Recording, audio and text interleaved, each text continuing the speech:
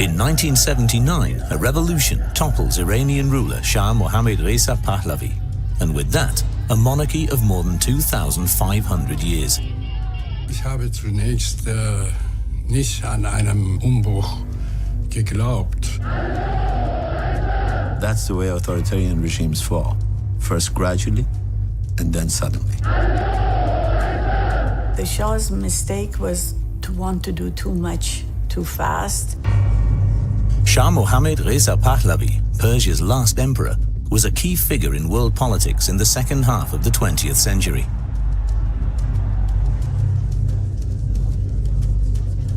His fiercest opponent, Ruhollah Mousavi Khomeini. The Ayatollah becomes the bearer of hope for all those who are against the Shah. Die beiden sind tatsächlich Gegenpole, so wie ihr gesellschaftliches Bild, so auch ihre beiden Personen. They became very fierce antagonists, absolutely. And the Shah developed an almost obsession with them. Their rivalry lasted for almost their entire lives. In the end, the Shah is defeated, the Ayatollah is victorious, and with him, Islamic fundamentalism, a new challenge for world politics.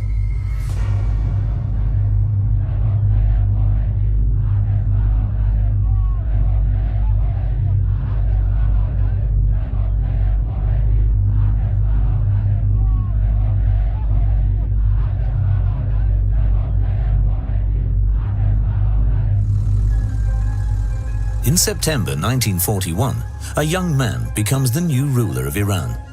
At just 21 years of age, Shah Mohammad Reza Pahlavi is sworn in as the new head of state in the Iranian parliament, in the middle of the Second World War.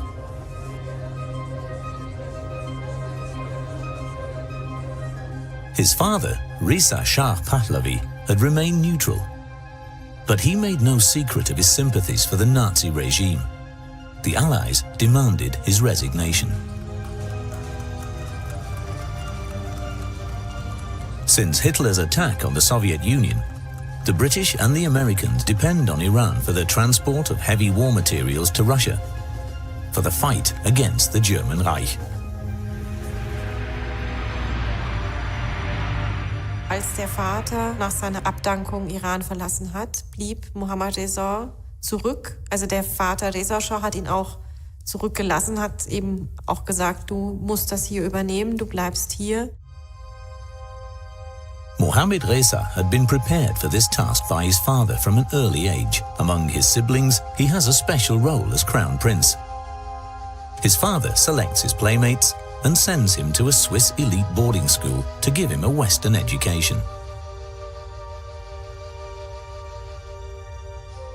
Finally, he tells him who to marry.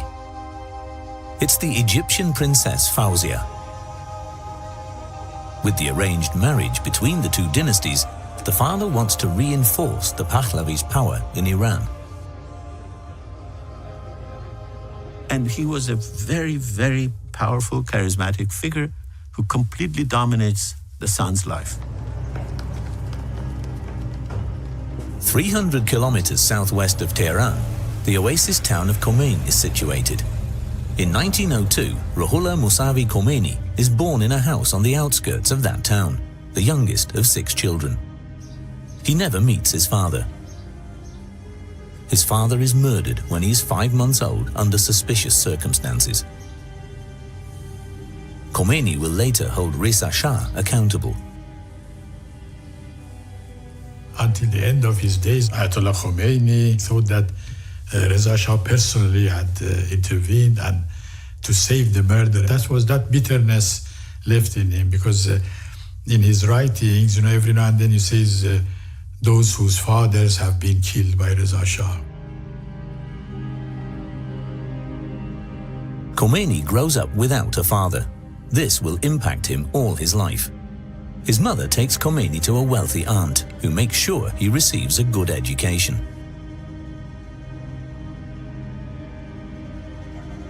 At 5 years of age, Khomeini starts school. A village teacher teaches him how to read and write. He's a fast learner.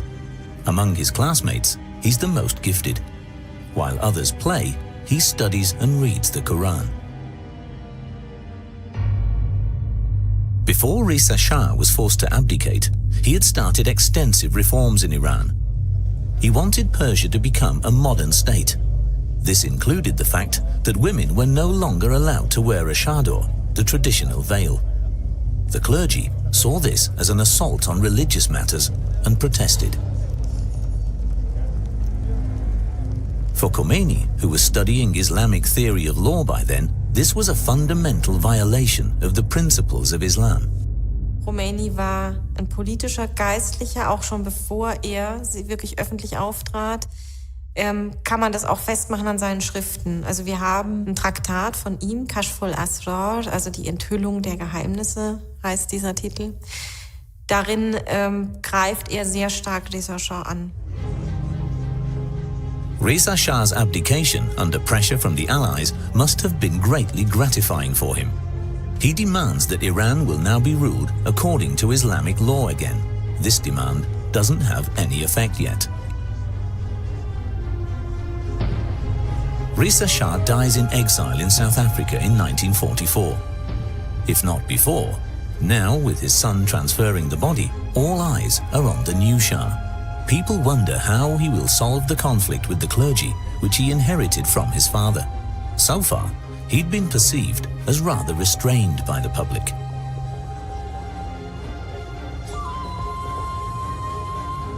As Shakespeare says, some have greatness thrust upon them and some seize greatness. Mohammad Reza Shah had the monarchy thrown upon him. And there was a big difference with someone who goes and grabs power and creates the modern state with someone who was essentially a reluctant king. The young Shah acts surprisingly resolutely. Like his father, he wants to modernize state and society, but end his father's confrontational course with the clergy. His subsequent opponent, Khomeini, now teaches Islamic theory of law. He finds a sympathetic ear in younger students who become radicalized. One group names themselves Fadaiyan-e-Islam. These martyrs of Islam are Shiite fundamentalists. They come from the ghettos of Tehran and demand the establishment of a theocratic state on the basis of the Quran. Any Western influence is to be banned. Women must wear veils in public again. Within a couple of years, they really became very important because first of all, they assassinated a top intellectual, Mr. Ahmad Kasravi, who campaigned against Islam as a whole. Then they proceeded further and assassinated the Prime Minister, General Razmara. And Khomeini was the cleric who gave them clerical cover. Because, you know, in Islam, or at least in Shiite Islam, you can't just go and kill somebody unless a clerical authority writes a fatwa, as, for example, like Khomeini wrote against Salman Rushdie. In early 1949, there's an assassination attempt on the Shah as well. It was probably carried out by a terror group, but this has never been proven. The Iranian parliament blames the Moscow-following Tudeh party and bans it. This comes in useful for the Shah, for communist ideology is equally as suspicious to him as is radical Islam. His political path is directed towards the West. I'm looking forward with the keenest anticipation to all that I have to experience here in the greatest of the democracies in a free world. In November 1949, the American President Harry S. Truman and the American people welcome Shah Mohammad Reza exuberantly. But not exactly selflessly. They want to secure access to the huge oil reserves in Iran.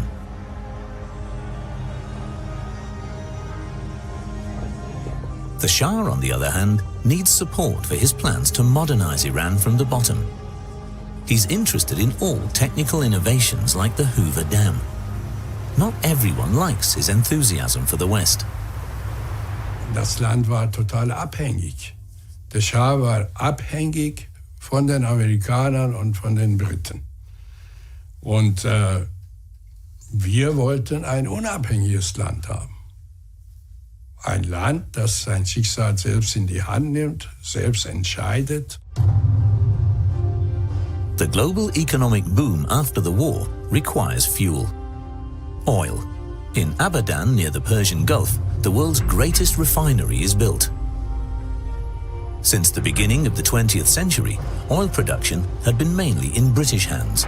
In Iran, the Anglo-Iranian Oil Company is like a state within a state. When the Iranian parliament decides to nationalize the oil industry in March 1951, Great Britain pulls the oil plug on Iran. Many British experts have to leave the country. The takeover of the oil facilities by a national company is cheered on boisterously, but the oil embargo soon forces the country's economy to its knees. Extremist parties like the Communist Tudeh party take advantage. They become very popular. The Shah temporarily flees into exile, out of the line of fire. The mullahs and their followers, and different political groups like the communists who aim for the abolition of the monarchy and a people's republic, fight for dominance in Iran. The Shah only manages to stay in power through the intervention of the USA. The American Secret Service, CIA, supports him with a lot of money and helps him to establish his own secret service, the Sabak. Our Shah became a kind of Roman Caesar, involved in day-to-day business, involved in day-to-day wars. And if, like the Roman Caesar, you become involved in day-to-day, like Julius Caesar, somebody will kill you. During this time, Khomeini doesn't make any public statements on political questions. He withdraws to his house in the holy city of Qom, where he lives with his wife and children. Only his most dedicated followers come to see him, but they don't say a word about what Khomeini discusses with them either. In solitude, the clergyman continues his work on his ideas for the Islamization of the Iranian state, discreetly but with confidence. He is extremely confident when he meets the Shah in person. On behalf of the Grand Ayatollah, Khomeini asks the Shah to pardon one of the assassins from the terror group Fadayan-e-Islam, successfully.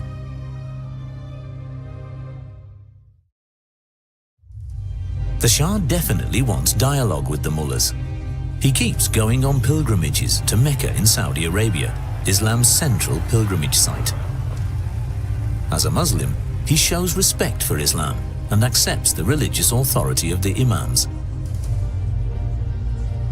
But such publicity performances always serve multiple interests. His religious feelings, I think, came from his mother. We know his mother was very religious. His father clearly was not. His politics towards religion has nothing to do with his religiosity. His politics to religion has to do with his fear that the greatest threat to Iran will come from the communists, and that the way to fight the communists is by strengthening religion. And that's exactly what he does.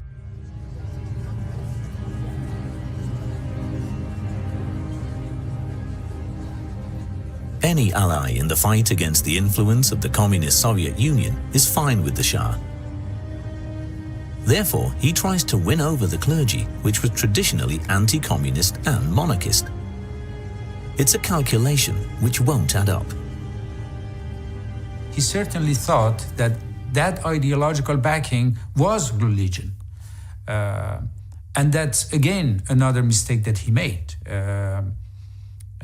Religion, particularly as incarnated by the Shia clergy, could never have become the ideological framework on which to build modernization and westernization. In December 1959, there are pompous festivities in Tehran. Tabloid reporters from all over the world fight for the best picture of Mohammad Reza Shah and Farah Diba. After 2 divorces, the new queen needs to produce the desired successor to the throne so that the Pahlavi dynasty can live on. Faradiba becomes an influential woman at the side of her husband. She also accompanies him on his trip to America in April 1962, where the couple are received frenetically.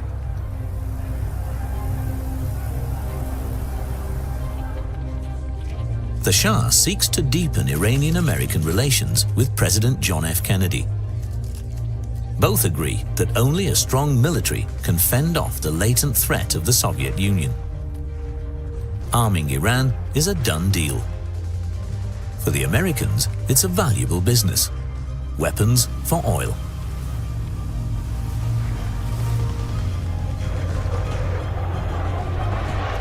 Die Amerikaner haben die modernsten Waffen dem Schah zur Verfügung gestellt, seine Militärs aufgebaut. Es gab unzählige militärische Berater im Iran. Die haben bestimmt, was gemacht wird und was nicht gemacht wird. Und alles, was sie gemacht haben, diente bestimmt nicht der Demokratie. In the 1960s, Iran was still a developing country. Most of the people were farmers without their own land. The land belonged to feudal masters and land barons, including a number of mullahs and religious trusts. On the 11th of January 1963, the Shah introduces an extensive program of reforms. He calls it the White Revolution. Its aim is to markedly improve the conditions of life for the people. انقلاب سفید موقعی که علیزاده تصمیم گرفتن واقعا تصمیم و فکر خودشون بود، برای که همونطور که گفتم ایشون میخواستن مملکتشون، هموطنانشون پیشرفته بشن، جلو برن. A national referendum strengthens the ambitious program, which includes the abolition of the feudal system, privatization of state-owned companies, the fight against illiteracy, and the introduction of women's voting rights. Women are not allowed to take part in the referendum yet. However, they flock to the polling stations to demonstrate their approval. He wanted Iran to modernize. The White Revolution was intended to make Iran better. And it did. In many, many ways it did. It ended feudalism in Iran. That's not an easy thing to do. The starting point of the White Revolution was a land reform against the determined resistance of the clergy. The Shah hands over more than 500,000 hectares of land, an area twice the size of Luxembourg, to some 30,000 destitute families. یه دلیل این بود که فکر می‌کردیم، یعنی گفته میشد در اون زمان شایع بود که زیر فشار آمریکایی‌ها رژیم شاه این کار کرده، بنابراین این برای تامین کننده هدف‌های استعماری امپریالیستیه و به نفع مردم ایران نیست و یه چیز فرمایشی هست به دستور خارجی‌ها، به دستور آمریکایی‌ها. In order for children to learn reading, writing and maths, soldiers teach them in village schools. Adult farmers and nomads have to go back to school. The Shah involves all strata of the population in his campaign.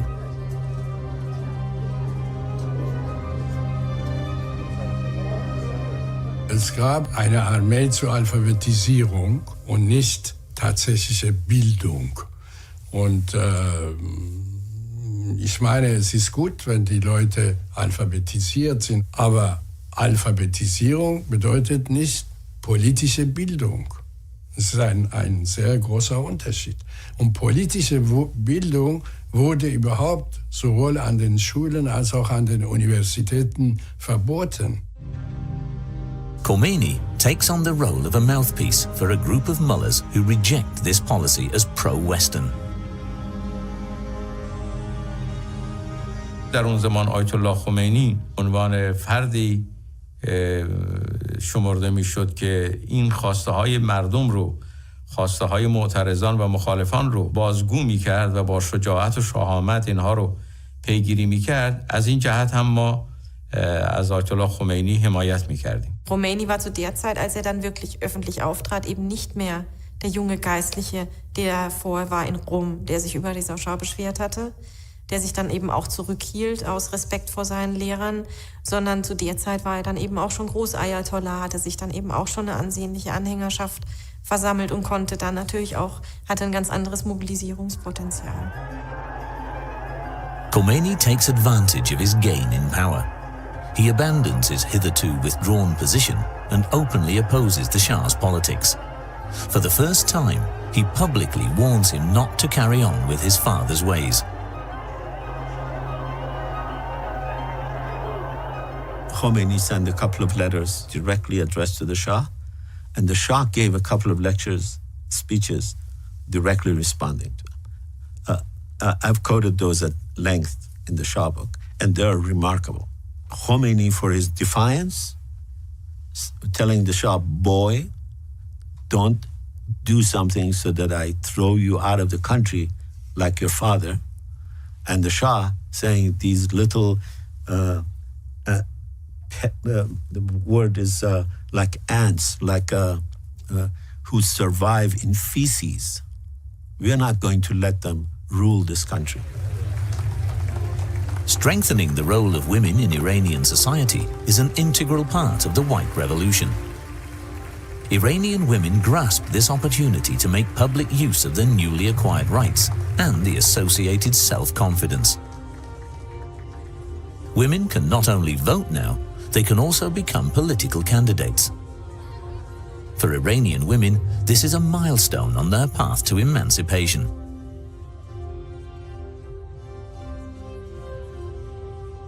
آزادی زنان که خیلی مهم بود، برصد حقوقی که زنان گرفتن بعد در مقایسه با خیلی ممالک اروپایی جلوتر بود. But there was a lot of resistance and the first revolution in 63 happened, led by Khomeini, happened specifically on this particular item of the voting decree. For Khomeini and his followers, the new role of women in politics and society is a threat to the foundation of their faith. They mount a counterattack.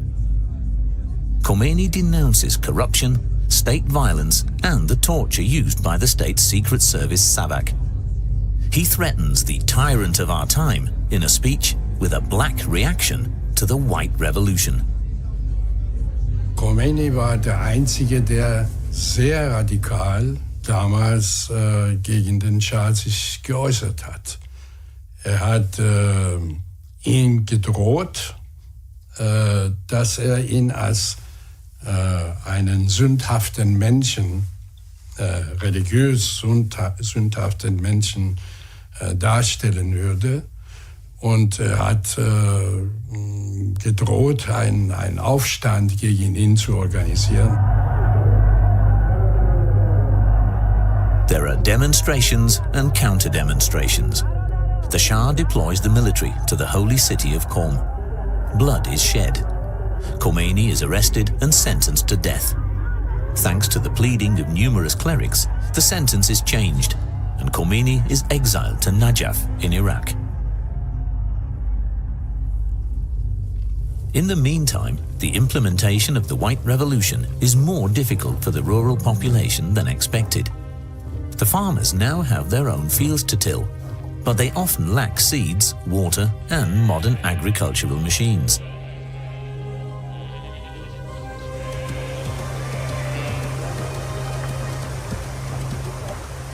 نتیجه این شد که این اصلاحات ارضی سبب شد که روستایی‌ها در ده نمیتونستن بمونن، راهی شهرها شدن، راهی شهرستان شدن، راهی تهران شدن. بعد در تهران هم چون اینا در داخل شهر نمیتونستن زندگی بکنن، آمیان حاشیه‌نشین شهرها شدن. و همین حاشیه‌نشین‌ها بودن در دوره انقلاب جزو سربازان انقلاب شدن. If you're going to end feudalism and you're going to bring millions of people into the city, you have to be prepared for it. You have to think, who is going to teach these people the political rules of the new game? And then he made it impossible for anyone other than the clergy to have a political organization in Iran. At first, Khomeini completely secludes himself in his exile in Najaf a stronghold of Shiite Islam in Iraq. At 60, he believes he's finished. He's isolated. Many Iraqi scribes don't want to have anything to do with his political activities.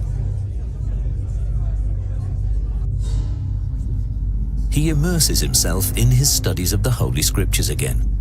He only communicates with very few of his pupils to stay abreast of the situation in Iran.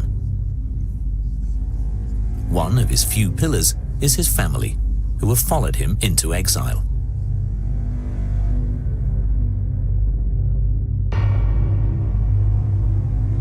He was this distant figure, very little interest in anything other than his mosque and his books.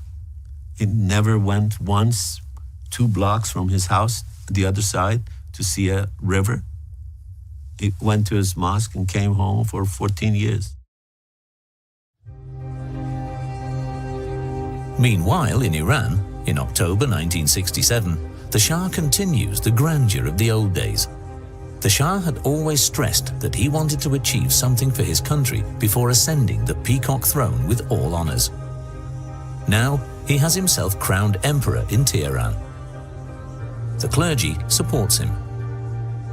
The Shah has always factored the clergy into his public appearances. He knows how important it is, especially for the ordinary people, to reference the religious foundation of the ruling dynasty. Now it seems he has arrived. He is the Shahanshah, the King of Kings.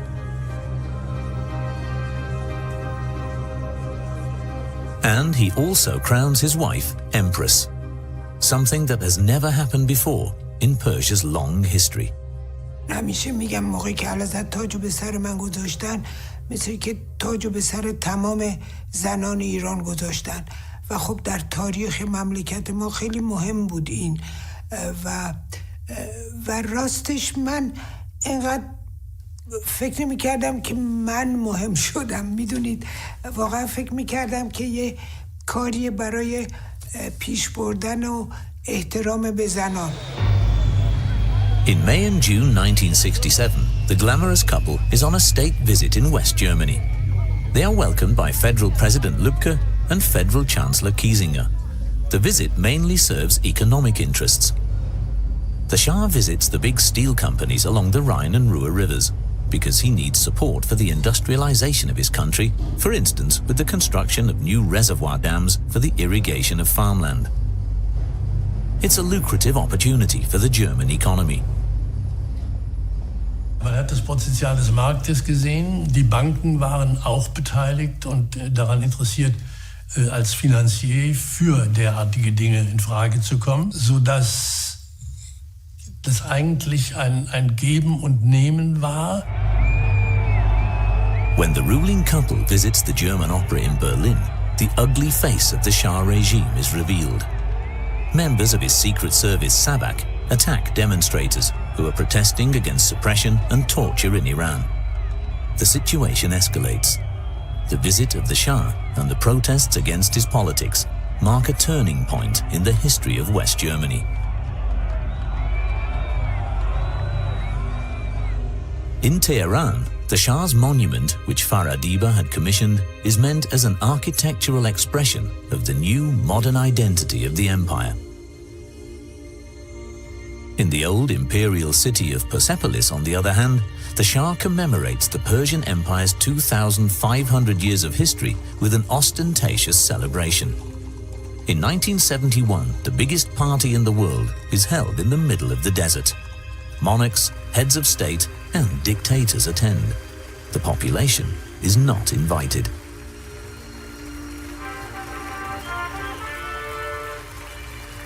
It was one of those things that the intention was well, but the execution went so much in exaggerated way, mixed with cronyism and corruption, that I think it backfired on him. In order to lead the White Revolution to success, the Shah upgrades the technology of the country with the help of capital assistance from abroad. He invests billions in electrification and numerous other industries. He wants Iran to get in with modernity and become great again, just like the Persian Empire was historically. I think that our country in the next 10 years will be what you are today. In the next 25 years, according to other people, I'm not saying that, will be among the 5 most prosperous countries of the world. To this end, the Shah also invests in nuclear energy. US, American, and French companies want to do this lucrative deal. In the end, however, it's West German businesses who signed the deal with Iran.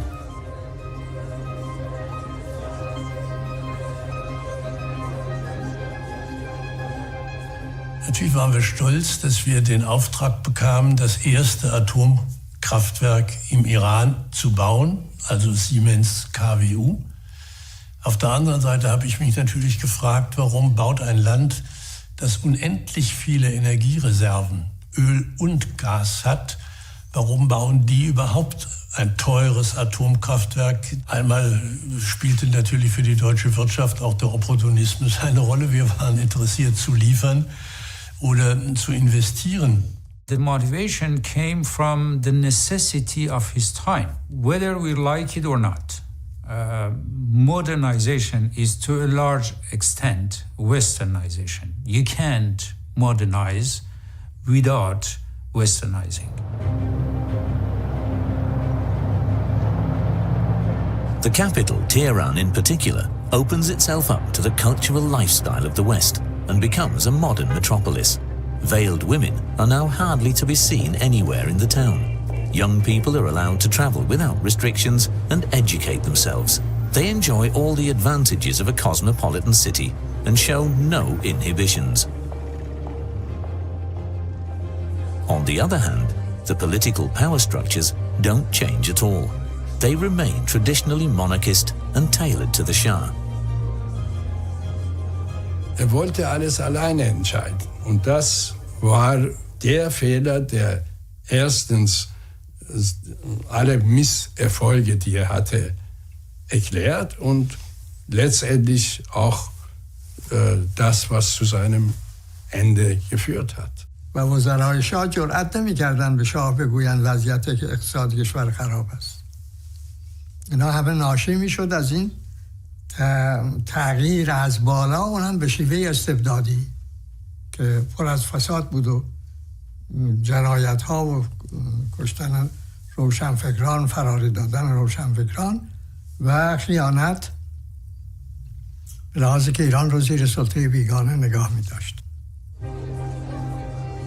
In contrast, in Najaf in Iraq, time seems to have stood still. Khomeini holds lectures for a small circle of students. He thinks about what an Islamic legal system could be like, with the clergy taking on a leading role. He condemns the shallowness and pure sensual pleasures of the West, attacks the colonial powers and Israel, and demands the end of separation of politics and religion. The transcripts of the lectures are published in a book about the Islamic State. I think I was one of the maybe first people to read it. I was shocked by it. But I, like a lot of other simple people like me, thought this would never work. This is a medieval idea. Iran, that has had a constitutional revolution in 1905-07, is not going to let the clergy come and cut off people's hands in public squares. And it's not going to let the clergy rule because they know Sharia. I was wrong, as were a lot of other countries and forces. In Iran, this book about the Islamic State is not published, but banned. They want to prevent the radical ideas and theological demands of the Shiite cleric from spreading. But the censorship only increases the fascination Khomeini's book holds for the opponents of the ruling class.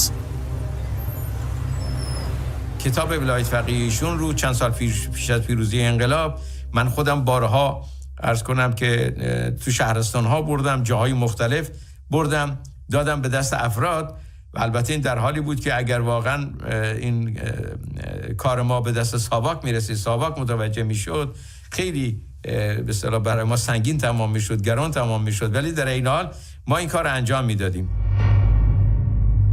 those who politically oppose the Shah's regime face imprisonment in the Iranian Secret Service Savak's prison, where torture and executions are daily fare. This was one thing the students had demonstrated against when the Shah visited Germany. There is no getting out of the dreaded detention center, which was built by German architects in the 1930s.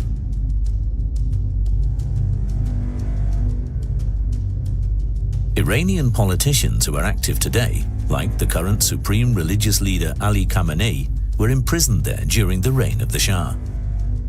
Did they do bad things? Absolutely. Did they torture people?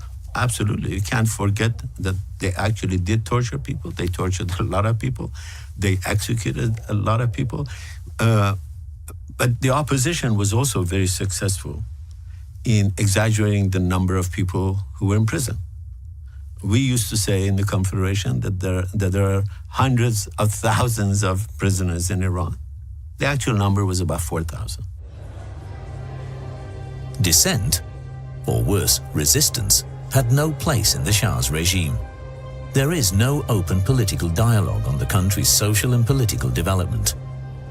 The parties, from left to right, are mostly silenced.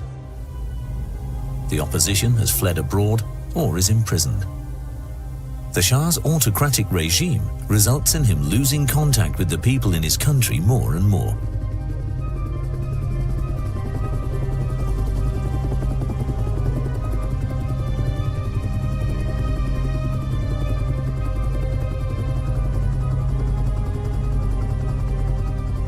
Das Land entwickelt sich nur dann, wenn die Menschen eine gewisse Autonomie bekommen. Das heißt, wenn sie das eigene Schicksal selbst in die Hand nehmen. Das ist ein Prozess der Demokratie.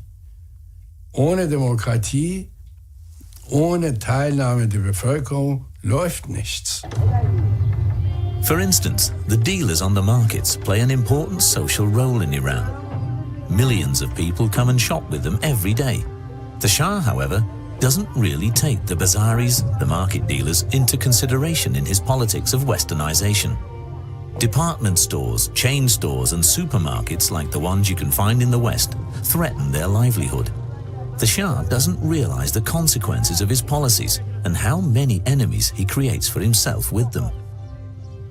Die iranische Revolution war ja erstmal per se keine rein islamische Revolution, sondern vereinte eben ganz unterschiedliche Kräfte, die eben auch in der iranischen Geschichte sehr stark waren. Deshalb würde ich das nicht reduzieren wollen auf so eine geistliche Opposition gegenüber dem Pahlavi-Staat.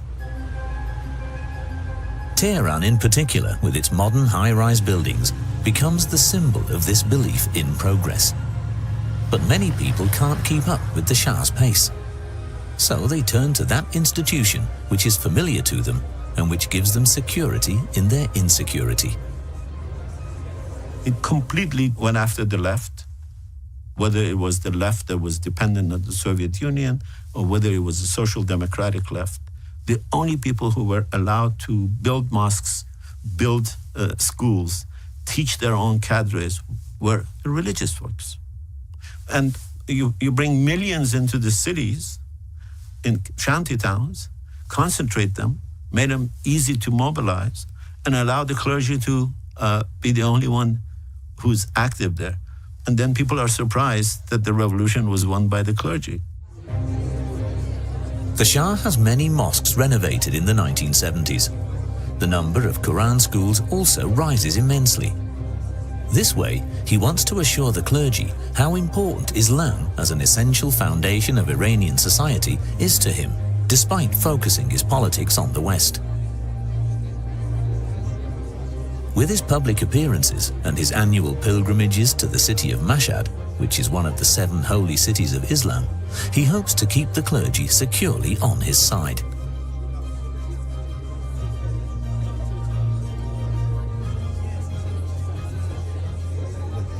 He saw religion as his last line of defense. He saw religion as his most powerful stronghold within the country. And that's where he made massive miscalculation, massive strategic and ideological and political miscalculation, because what he thought of as his most powerful stronghold and backing turned out to be his most fatal and dangerous enemy. The first protest marches against the Shah take place in Qom in 1978. The reason is a defamatory article against Khomeini, which is published in a big Iranian daily newspaper. The article accuses him and the clergy of counter-revolution. His followers organize a demonstration of support.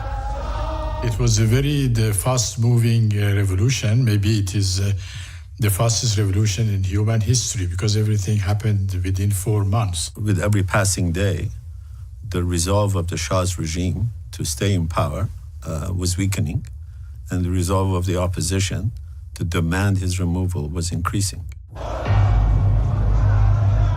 There were fatalities during this demonstration in Qom.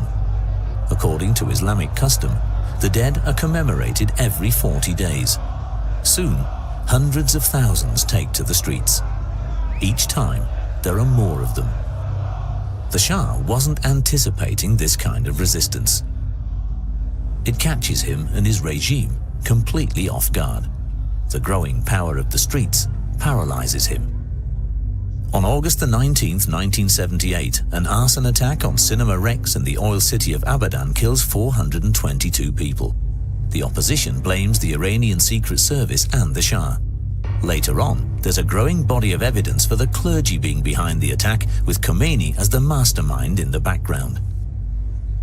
After Cinema Rex, it was a different story, both in magnitude, in the anger, and in the slogans. For the first time, I heard thousands of people say death to the Shah. That would have been unimaginable in 77. The protest of the masses turns into open violence. Tehran is ablaze. The military intervenes. On the 8th of September 1978, a day which will go down in Iranian history as Black Friday, 64 people are killed on the central Jaleh Square. The opposition claims there were 15,000 deaths. A general strike ensues, paralyzing the country.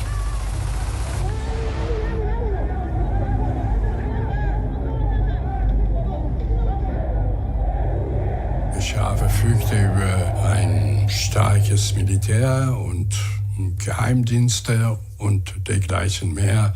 Also alle Instrumente der Macht hatte er in der Hand. Deswegen haben viele gedacht, auch so wie ich, erstmal versuchen wir mit Khomeini das Regime zu stürzen, danach wird man schon mit ihm fertig werden.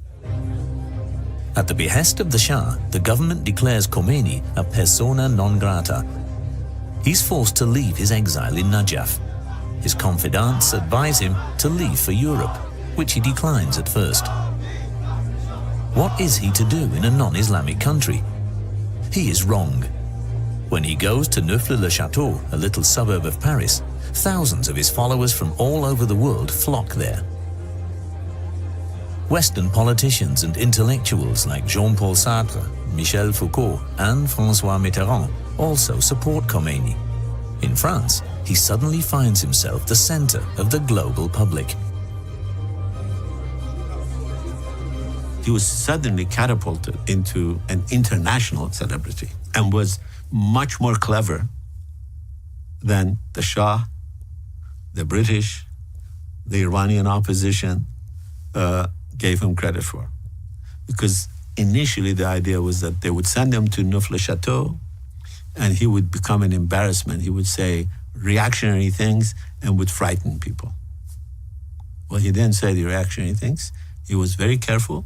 He never once in 10 interviews, never once mentioned the word velayat faqih. به جای شاه یک حکومت عدل اسلامی، حکومت دموکراسی به تمام معنا، حکومت مستقل و ایران مستقل میخوان درست کنه. Khomeini mentions none of the radical ideas he expressed in his book on the Islamic State. Since his writings are banned in Iran and unknown in the West, no one can confront him with them. His speeches against the Shah are recorded and distributed in Iran.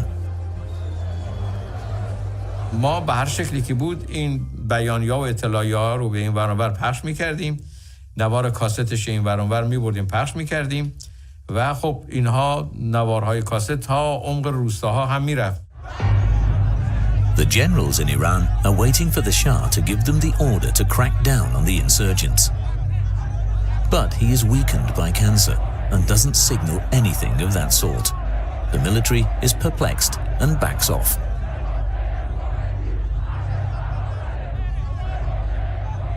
When the soldiers stop shooting at the people put flowers in their guns and give them pictures of Khomeini. They celebrate their new leader. In a televised appeal to the Iranian people, the Shah wants to change tack one more time. من نیز پیام انقلاب شما ملت ایران را شنیدم. تضمین می‌کنم که حکومت ایران در آینده بر اساس قانون اساسی، عدالت اجتماعی و اراده ملی و به دور از استبداد و ظلم و فساد خواهد بود. He looked weak. He looked absolutely despondent. He couldn't read the text. And the point that he was saying is that I have heard, that's the famous phrase, I have heard the call of your revolution and give me another chance. And people saw it rightly as a sign of his weakness. If ever there was a sign that he is not going to be able to master the situation, that was, to me, the speech. The crisis in Iran also causes ripples at international level. French President of State Giscard d'Estaing invites the German Chancellor Helmut Schmidt, US President Carter, and British Prime Minister Callaghan to Guadeloupe for a conference. Here, they decide on the fate of Iran. Nos entretiens ont fait apparaître un double objectif, accroître la sécurité et réduire les tensions dans le monde.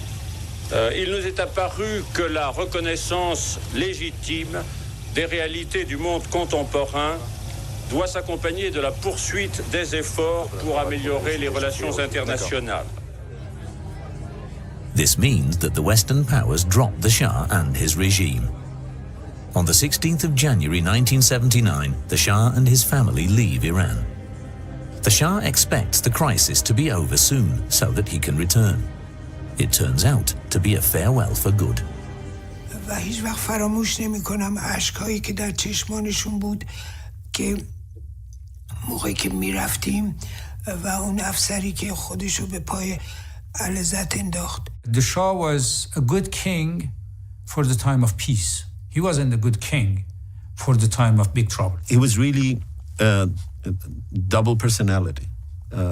When he felt strong, he was extremely self-assured, and the first signs of weakness made him very, very timid. There was no other figure. Mr. Khomeini became the point of union. 14 days later, on the 1st of February 1979, Khomeini flies from Paris to Tehran. No one knows how this journey will end. Will the Shah's military force the plane to turn back or even shoot it down to prevent Khomeini from returning? خب این کسی که وارد هواپیما می شود با وجود این خطر با خیال آسوده وارد نمیشه به هواپیما. طبیعتاً دل نگرانی دارد. آقای خمینی هم چیزی ظاهر نمی کرد که دلخوره داره. ولی قایناقایی بشر دیگه. او هم این دلخوره رو می داشت.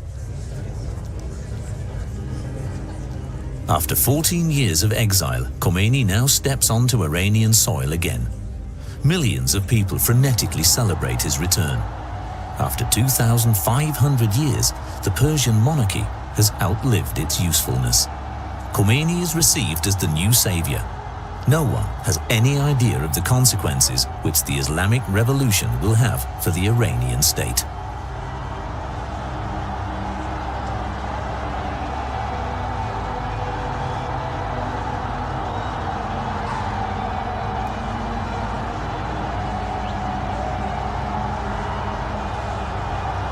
virtually all our intellectuals supported Khomeini, from right to left, including those who had supported the Shah. All our big business, our big tycoons, our billionaires, they all supported him. So he had created a degree of unity among all these different factions in Tehran, which was impressive. Khomeini's first visits are to the Behesht-e-Zahra cemetery on the outskirts of Tehran, where the victims of the Shah regime are buried, and to the holy city of Qom, where his resistance began many years before.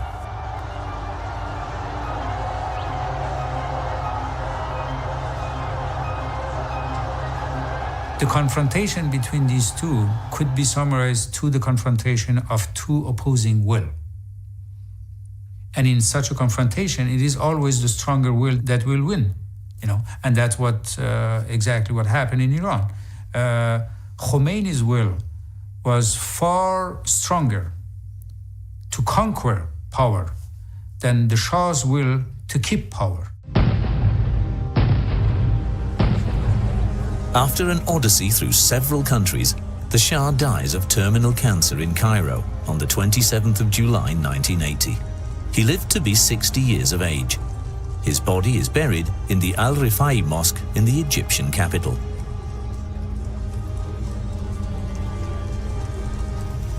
Ayatollah Khomeini dies of a heart attack on the 3rd of June 1989 in Tehran. His resting place is a mausoleum. During his 10-year reign, he implemented his ideas of an Islamic revolution with uncompromising vigor and turned Iran into a theocracy, thus setting a dynamic in motion which even today keeps the world in suspense.